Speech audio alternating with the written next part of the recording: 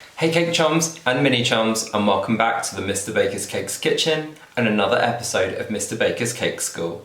Now before we get started today, I thought I'd give you a bit of an insight into why I decided to start Mr. Baker's Cake School. As many of you know, I am actually a primary school teacher, and so I was very aware that going into lockdown, many parents would be trying to homeschool their children and would probably be looking for lots of creative ways to help bring the learning to life. I'm sure you've noticed that in the video descriptions down below that I do try and include, where possible, a little bit of extra learning, whether that's measuring and weighing and things like that to help us with our maths, or talking a bit more about the science of baking. However, there was another idea behind this series of videos as well, and that was because I wanted to give you a brief introduction to as many of the different genres of baking as I could.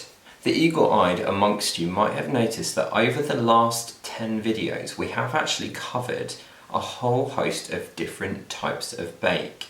We've made cakes, we've made tray bakes, biscuits, cookies, scones, pastry, a bit of bread, and even a little bit of cake decorating. Now I was originally inspired to start baking by my grandmother, Mrs. Baker, and looking back on my own childhood, I remember lots of delicious homemade items at every family occasion that we had.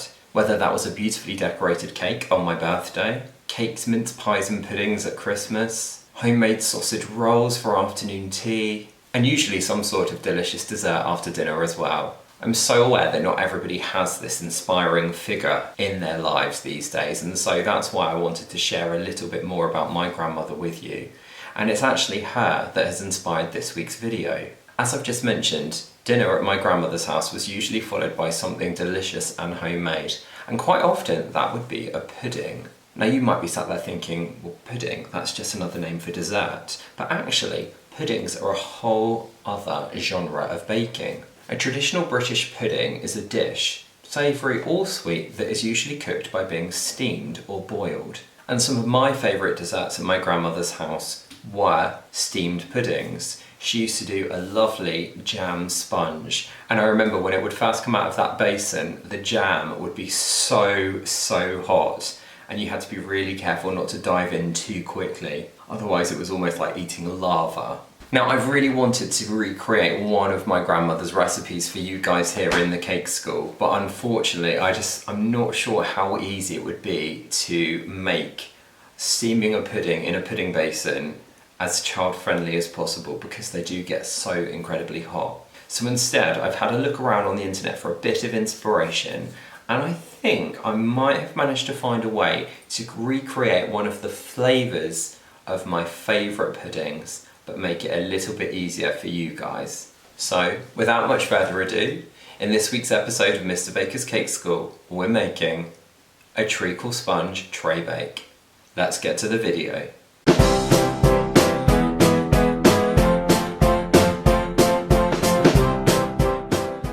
First of all, who doesn't love a good pudding? Whether that's a Christmas pudding, sticky toffee pudding, jam roly-poly, summer pudding, or even bread pudding, there's nothing better than something hot, sticky and delicious to round off your meal, especially when served with custard or ice cream or pouring cream or even some whipped cream. In fact, in my classroom only this week we were discussing what is the best accompaniment to have with a hot, delicious pudding. In fact, we were using the example of apple crumble. So do let me know down in the comments, are you team custard, team ice cream, or team cream? I think for me, my favourite topping to have on a pudding would have to be ice cream, because I absolutely love that balance of hot and cold together. So delicious. But anyway, enough of this. I think it's time to go and wash our hands, pop on an apron, and let's get baking. As always, I'm going to start by taking you through all of the ingredients that you will need to make your treacle sponge tray bake. You will need 250 grams of golden syrup. Now you will see that I'm using Lyle's golden syrup, which comes in this traditional tin, but if you can get one of the squeezy bottles, you might find it easier to handle. You will need the zest and juice of one small to medium lemon. I'm going to have to confess that my lemons didn't come on my shopping delivery this week, so I'm going to try and botch something together using some lemon extract and maybe a little bit of extra water. but ideally you want the zest and juice of a small to medium lemon. And you will need 5 tablespoons of breadcrumbs. Now of course you can make breadcrumbs yourself by just crumbling up some bread, but I tend to keep a tub of ready-made breadcrumbs in the cupboard just in case I only need a few, and it saves me having to open a whole loaf of bread just for some breadcrumbs. So if you have one of these, then by all means use them, otherwise you can make breadcrumbs yourself. You will also need 130 grams of butter. As always, I'm using slightly salted butter, but if you want to use unsalted, you can always just add a pinch of salt to the recipe yourself. You will need 130 grams of caster sugar, and I'm using golden caster sugar today, but again, if you don't have that, you can just use normal caster sugar. You will need 2 medium eggs, 130 grams of self-raising flour, which I'm sure by now you know is the one with a raising agent inside. And finally, 3 tablespoons of milk. And I'm using whole milk today, but again, you can use whatever you have at hand. Now you could be forgiven for thinking today's video is sponsored by Pyrex. I promise you it isn't. I just happen to have a lot of Pyrex bakeware. Today we're going to be constructing our treacle sponge tray bake in a 1 litre Pyrex dish, oven dish, one of these anyway.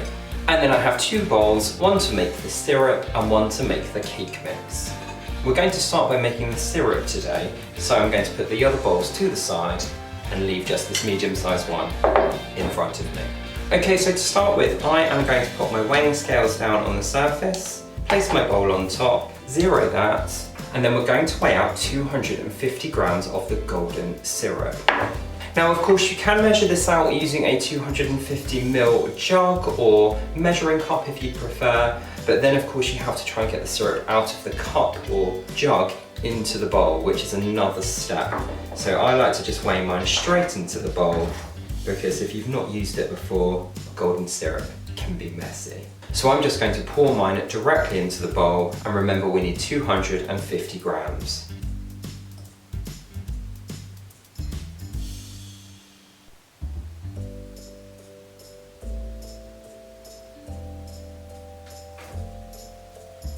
One of the reasons why golden syrup gets so messy is because it then ends up all over the top of the tin. So the best trick to do there is to get a cloth with some hot water and just wipe around that top before you put the lid back on.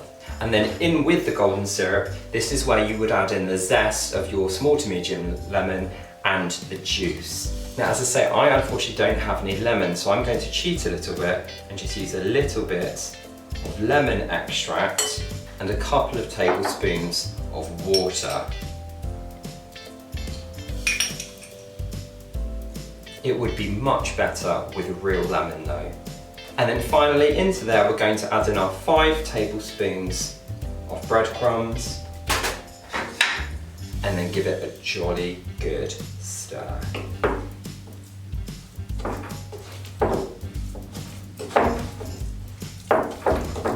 This is what's going to go on to form the delicious syrup at the bottom of my pudding once it's all cooked. So when that's fully combined, I'm going to pour it into my oven dish and just allow it to spread out and coat the bottom. Once we've got that far, we can pop this aside and take our other bowl, because it's time to make the cake part of our pudding. Now we've made cakes before, so you should be a pro at this by now, and you probably remember that we start by creaming together our butter and our sugar. So into that larger bowl, I'm adding in my 130 grams of butter and my 130 grams of sugar. And then taking another wooden spoon, it's time to do the tricky bit, creaming these together.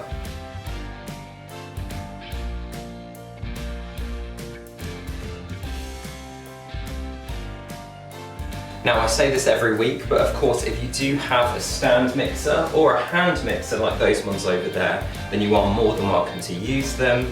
But as I always say, I'm not going to assume that you've got them, and that's why we're doing it by hand today.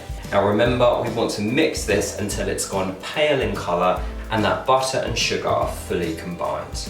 Once those are fully combined together, you need to add in your eggs, and we're going to do this one at a time.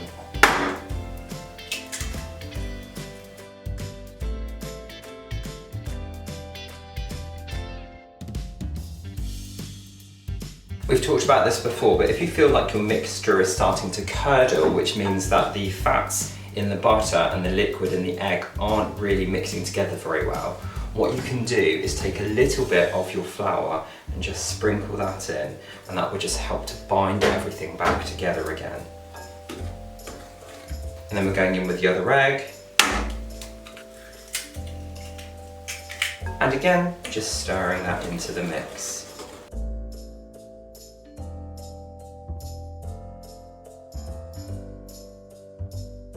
And then once those are fully combined, I can go in with the rest of my flour and my milk.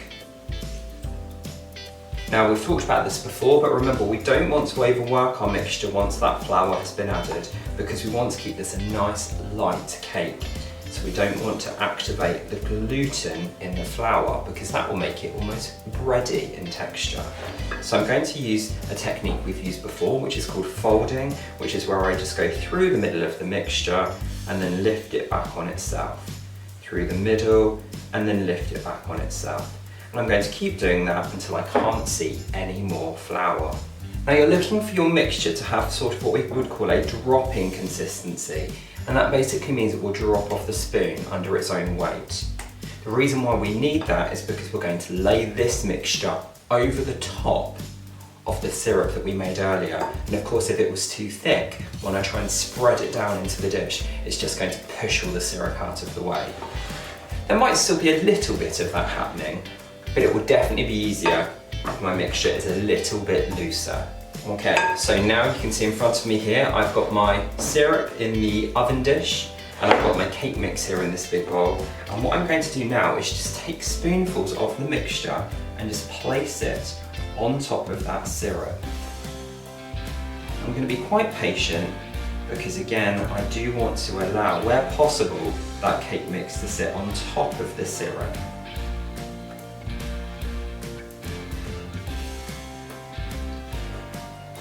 What should hopefully happen while it is in the oven is that cake mixture will gradually expand and spread out to fill the whole dish, and it will leave that lovely syrupy syrup underneath the cake. Some of it will infuse up into the sponge as well, which will be delicious, but some of it will be there underneath as well, and it will mean that you end up with what's called a self-saucing pudding. I've just switched to my silicone spatula to make sure that I don't miss any of this delicious mixture.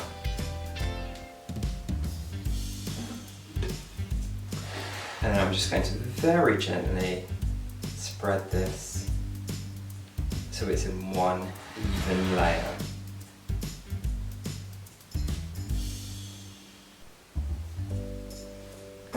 And that's pretty much all that goes into making this delicious treacle sponge pudding tray bake. Now, this needs to go into a preheated oven at 160 degrees fan for about 35 minutes, although sometimes I will leave it in for a little bit longer if a skewer pushed into the middle of the cake comes out a little bit too wet. So I'm going to go and pop this into the oven, and I'll see you guys in a little while. Don't forget, now is the perfect time to do the washing up and have a bit of a tidy up of your workspace. See you in a bit. A little longer than a few minutes later.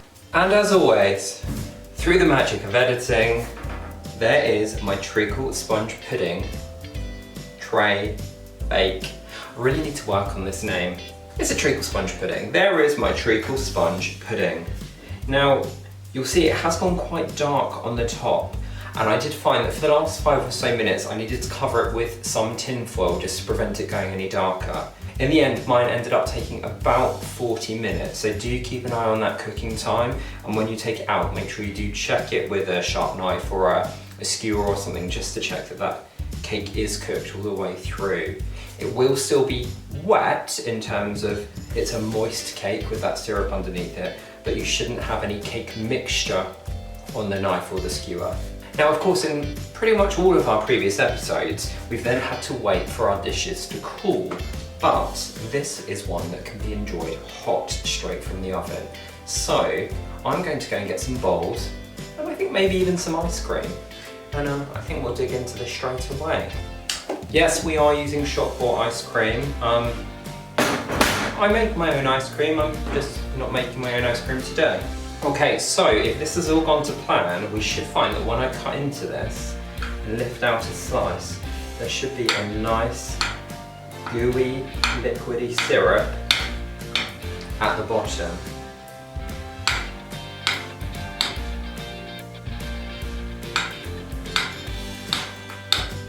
Now remember, this dish will still be incredibly hot, so do be careful.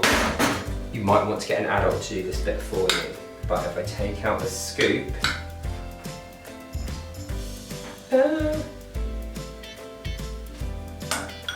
we have this lovely wet, syrupy, treacle-esque base underneath.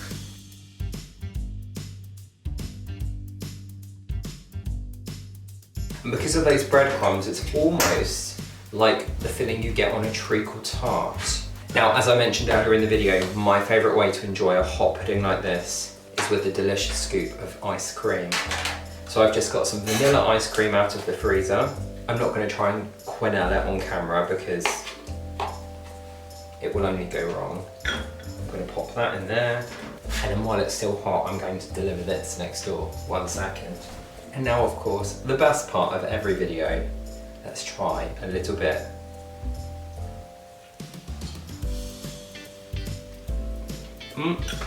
That's still really hot. So you've basically got that delicious lemony flavour coming through from the cake, and then that nice gooey, treacly syrup from underneath, which, as I say, has been thickened up by those breadcrumbs, so it's not just water, it's kind of this nice gooey base. And when you pair it with some ice cream, I have to say,